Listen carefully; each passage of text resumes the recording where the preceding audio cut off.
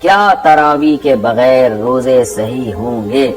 پورے رمضان کی تراویح نہیں پڑی اور تمام روزے رکھ لیے تو کیا روزے صحیح ہوئے یا نہیں؟ سلیم نسیم،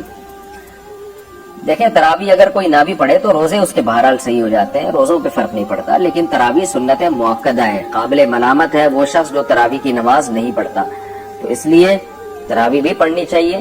کبھی بہت تھکاوٹ ہو نہیں پڑھی جا رہی تو ٹھیک ہے، کم کر دیں، مختصر کر دیں۔ ویسے سنت مؤکدہ 20 رکعتیں ہیں، اس پہ چاروں اماموں کا اتفاق ہے۔ حضرت عمر رضی اللہ تعالی عنہ سے 20 رکعتیں ثابت ہیں، اور شروع میں اسلاف میں ہمیں 16 رکعتیں بھی ملتی ہیں، 20 سے زیادہ بھی ملتی ہیں، لیکن بعد میں جب تحقیق ہوتی چلی گئی تو چاروں امام اس پر متفق ہو گئے کہ کم سے کم تراویح کی رکعتیں 20 ہیں۔ امام احمد بن حنبل کا بھی یہی فتویٰ ہے جو امام بخاری کے استاذ ہیں، کہ امام ترمذی نے جو ان کا نقل کیا فتویٰ، اس کو تو یہ نقل کیا کہ 20 اور 16 میں اختیار ہے اس کو، 8 کا تو کہیں بھی نہیں ملتا، ہمیں کسی اسلاف سے نہیں ملتا کسی صحیح حدیث سے کہ 8 رکعت پڑھی ہو۔ موطا امام مالک کی جو ایک 8 رکعت والی حدیث ہے اس کو خود امام مالک نہیں مانتے،